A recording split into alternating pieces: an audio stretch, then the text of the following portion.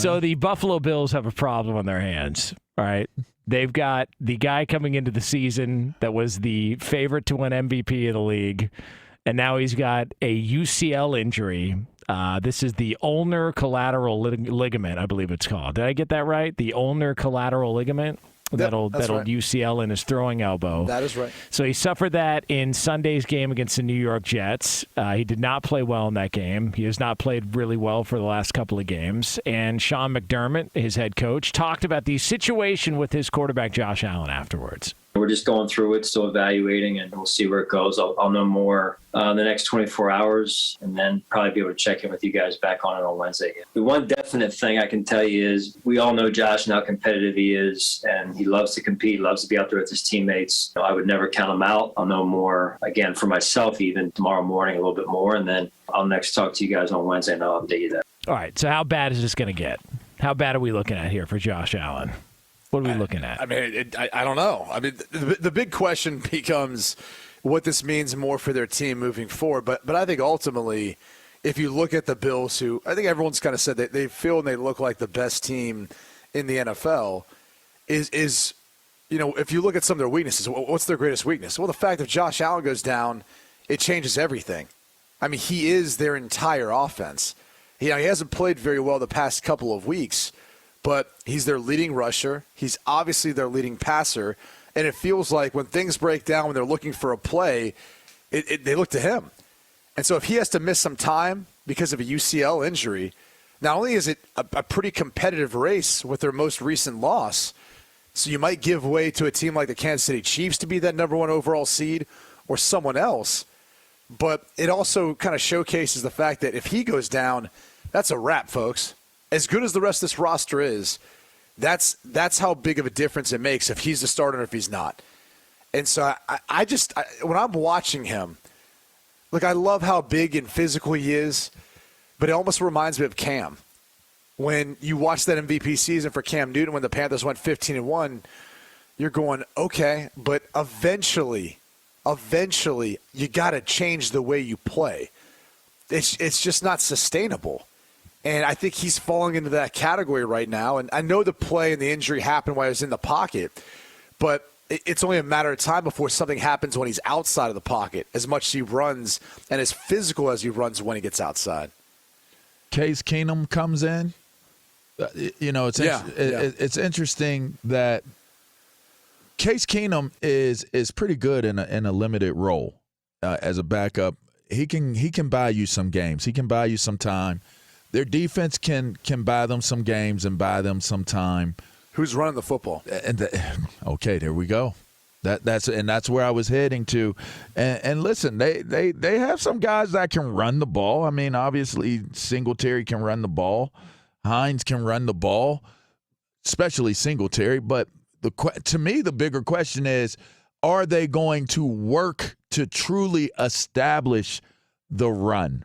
Because if they don't, then that means you're putting a lot of the onus on Keenum to be, the leader of how your offense is able to score points. And I'm not going to say that I would be overly enthusiastic about that for an extended amount of time. Maybe a game or two, I think he could do it. But I think defenses would adjust and adapt and catch up to what they're trying to do with Case Keenum in a matter of weeks, in a matter of games. And I think that it could play out like what played out in Dallas, right? You can have a guy, Case Keenum, who's a proven guy getting in there, and when he gets some opportunities and some spots, he can make some things happen. But I would be very concerned about moving forward if I cannot find a way to establish the run, depending on how long. And for what it's worth, maybe this is a good thing to figure out a way to truly establish the run, so that when Allen gets back, maybe you can take some of that pressure of him running out of the pocket or running to make plays for this team, maybe lessen it by a little, because you have, established more of a running attack. Is he good enough to not have to use his legs as often as he does and just work from the pocket to win games? Yes. Okay, so this is Maybe who has the conversation with him? Like, does somebody in the front office? Is it his coaching staff? Is it him? Because I think everyone. I think it's Sean McDermott. It's Brandon Beane. It's Ken Dorsey. It's everyone. Because remember, after the first game of the season when they're playing the Rams, one of the things that we talked about when we came in the next morning was, man, he took a lot of hits. And that was just the first week of the season. We're not even dishes them. Yeah, and he don't just take them. And He looks dishes for them it too. and looks for collisions. Yeah. And it's like, damn, at some point, I mean, I know he already got paid, but we're just to November. I mean, there's a whole half of the season left to go, plus the playoffs. I just wonder, like, who pulls him aside and says, hey, man, like, we got to have a conversation here. Or maybe this is just the best way they can move the football because they don't have anybody else. It's Devin Singletary, and that's pretty much it. Josh Allen's their leading rusher. I don't know, man. Like, this has been a conversation that's going on all season, but we just continue to assume, like, no matter what, it's going to last, it's going to last. And your point on Cam Newton, I mean, he was nowhere close to the player he was after that MVP season. Not even close. And that was with the car accident also included and a bunch of other stuff. But, yeah, not a good look. I look at the moves they've made, and it's a little bit of a head-scratcher because, you draft James Cook. I'm like, all right, great. Like, this is a young, budding star in my mind. I think when he gets in the NFL, he's going to tear it up. And I know he struggled a little bit early, but you still see flashes of what he's capable of, why they drafted him in the second round. And for those who don't know, it's James Cook out of Georgia, it's Dalvin Cook's little brother. And so you see that and you go, okay, like this is one of those pieces they needed, right, to go along with Devin Singletary. They got a couple backs. They don't really use him that much. I think he's got like less than 30 attempts on the year. And then they go trade for a guy like Naheem Hines. I'm like, okay, like you've got another back who's smaller in stature, maybe good out in space, but what is he really? What dimension is he really bringing? Like I'm looking at it thinking, like, go find yourself a big ram. Physical running, battering ram. Like go find one of those so that guy can go out there and be that for your offense as opposed to Josh Allen being it.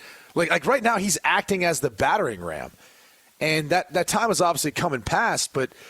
At some point, if you're trying to implement an element of physicality, I think it's cool when it comes from your quarterback every once in a while, but not when the guy's leading your team in rushing and he's the only one who's running like that. Because they were in the conversation for, reportedly, Christian McCaffrey. They kicked the tires on that. I think they also reached out about Alvin Kamara, if I'm not mistaken. I don't know about the Kareem Hunt stuff because he was out there and that was a possibility. But, yeah, they didn't. But that would have made a lot of sense, by the way. Kareem Hunt's a bigger back. That would have been a nice Perfect. addition. Yeah. By the way, they only have 6 rushing touchdowns this year, the Bills. Yeah. And Allen has 4 of them. Jeez.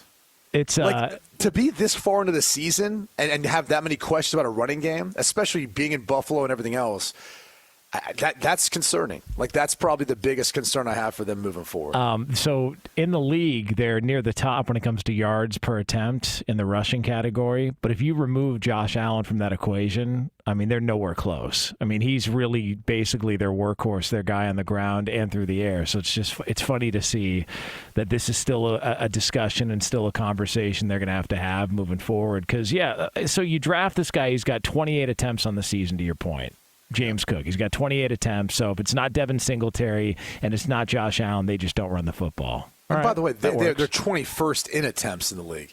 So you're in the bottom half of that. And usually most of the teams who don't run the football a ton, the yards per attempt tend to look a little better until they start actually trying to establish a run. But, I mean, the reality is it's a little puzzling that they wouldn't understand the importance of it going into not only inclement weather games, but also just to protect their own quarterback. Like, that's part of the equation.